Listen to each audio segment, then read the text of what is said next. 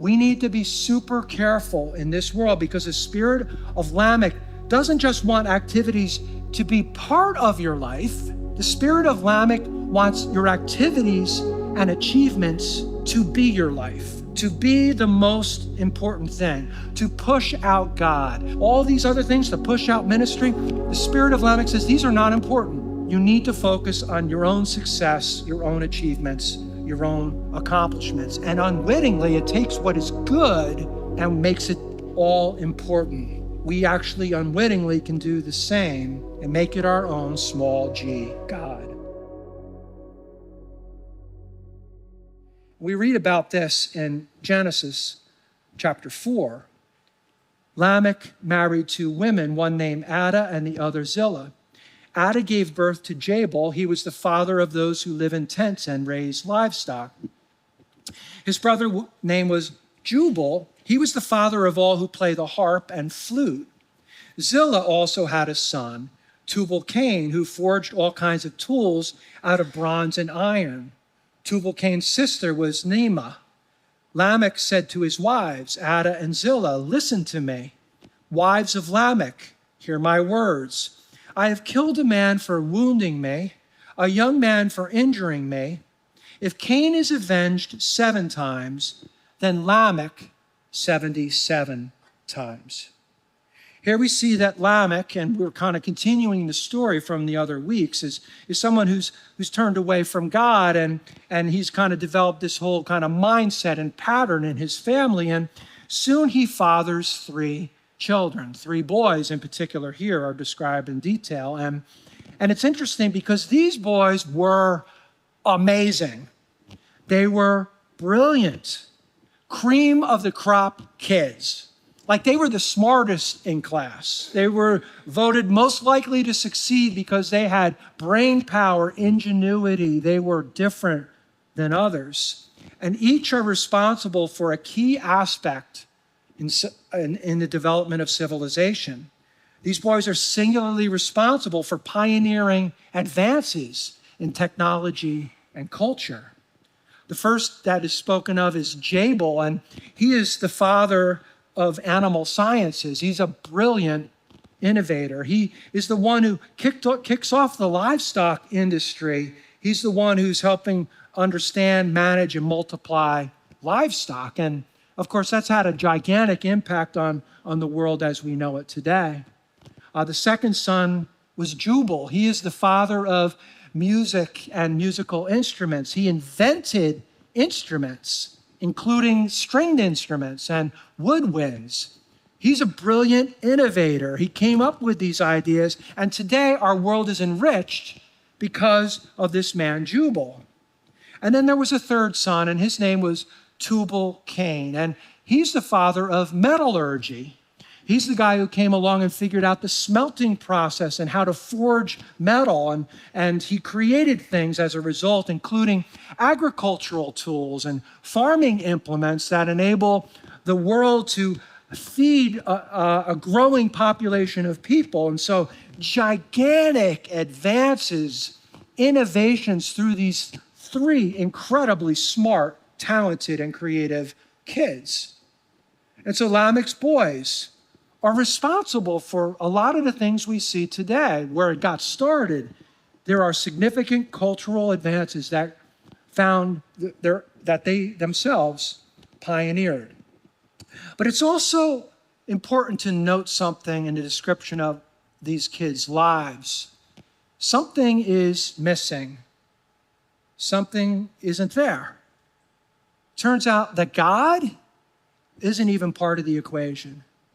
That God isn't even in the mix with anything the boys are thinking about or anything the family is talking about. In fact, they're highly intelligent, but very defiant, just like their dad.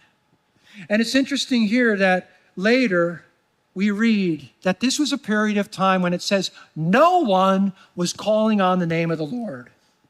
No one was talking to God. No one was consulting with God. No one was saying, God, what do you have for me? What direction do you want me to take? No one was at the point where like, hey, I got to talk to the expert in the right department, the department of life, but I'm not going to do it because I am going to take care of things myself. And so these boys were living their lives on their own, apart from any sense of God's involvement, no interest in spiritual things. And there's something else that's happening here that I don't want us to miss, and it's kind of strange. It's an interesting note. It's interesting to note that there is some parallels between the names that are used for each of his kids. These names all sound the same. There's tonal linkage between the names. They seem to be a variation, in fact, of another name, the name Abel. Do you remember Abel? It was Cain. He was Cain's brother. And Abel was a man of God. He loved God. He served God. He presented an offering to God that God was pleased with. Cain hated Abel, hated that God approved of his offering, hated that he was a man of God and he was spiritual. So in a jealous rage one day, Cain killed Abel.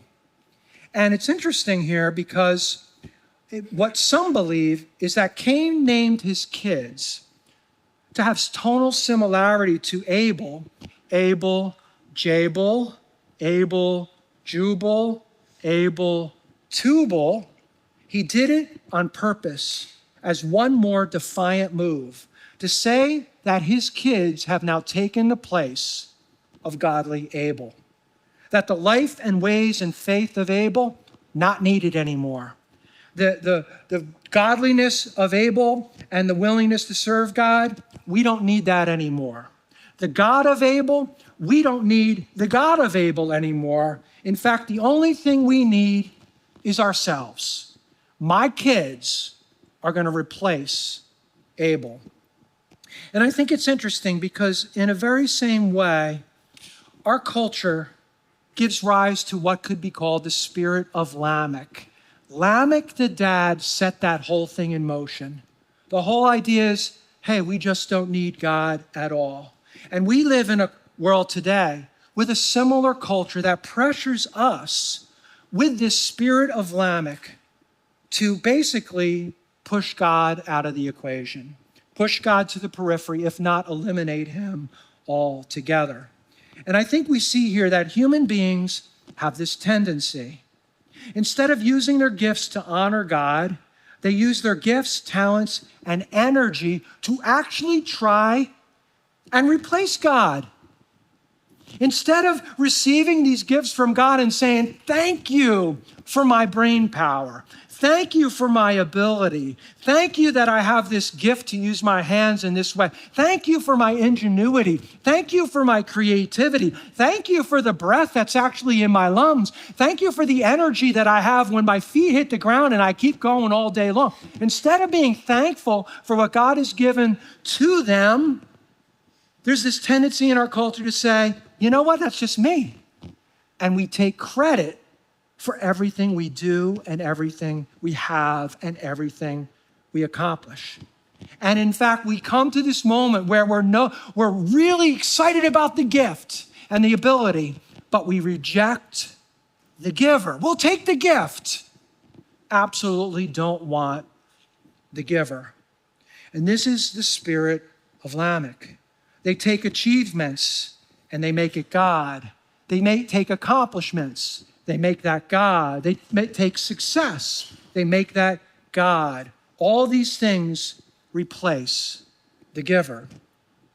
And this still happens today. The spirit of Lamech is alive and well, and it particularly pressures families, parents as well. Every person, every family, every kid is impacted by this pressure to make achievements, to make the acquisition of talent, the accolades and applause that come our way because of our accomplishments, to make those things the most important thing in our lives.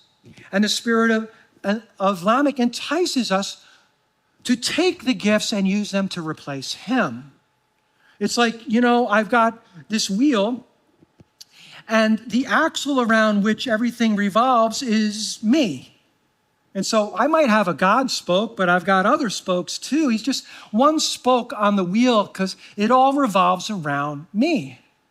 It's like God is, wants to be a core ingredient in our lives, but instead we make him a piece of the pie. We got our God piece, we got our marriage piece, we got our kids piece, we got our recreation piece, we got our work piece. God is not more than a piece of the pie if he's even an ingredient at all.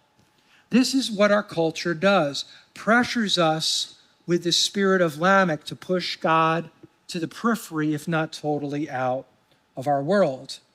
And I want to just say that it's great to celebrate talent.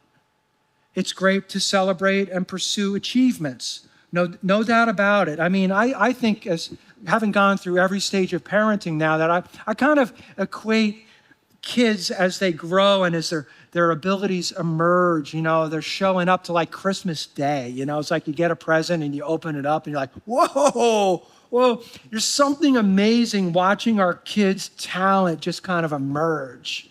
It's like, man, we love that and we're excited about that. And so maybe your kid, your boy's great at math and he's crushing kids in the chess club. He's just so great at math. He calculates all this kind of stuff. You hope he doesn't learn poker because he might lose some money. I don't know. But you're like, man, this kid's good at math. He's good at all these kind of things. And so he gets, complex codes and he deciphers it and he gets an internship with a high-end company.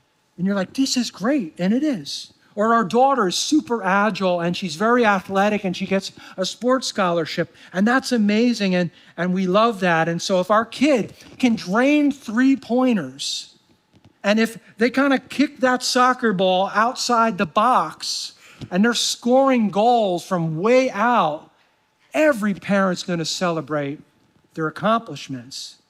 And we want to feed that. We get them lessons.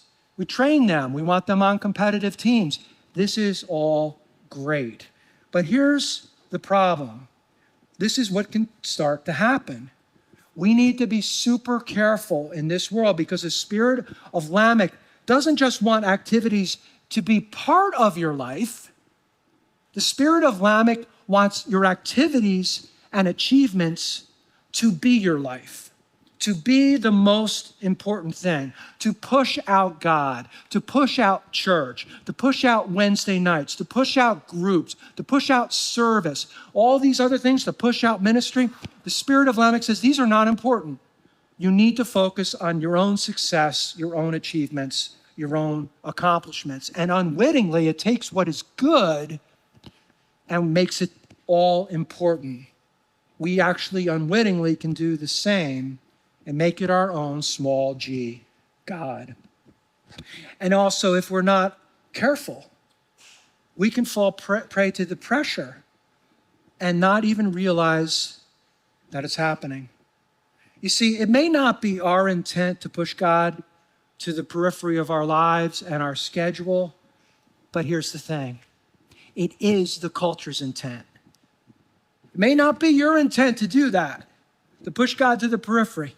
But 100% it is the culture's intent. It wants preeminency in your kids' lives and in your family and in your own heart. But here's the problem with doing that.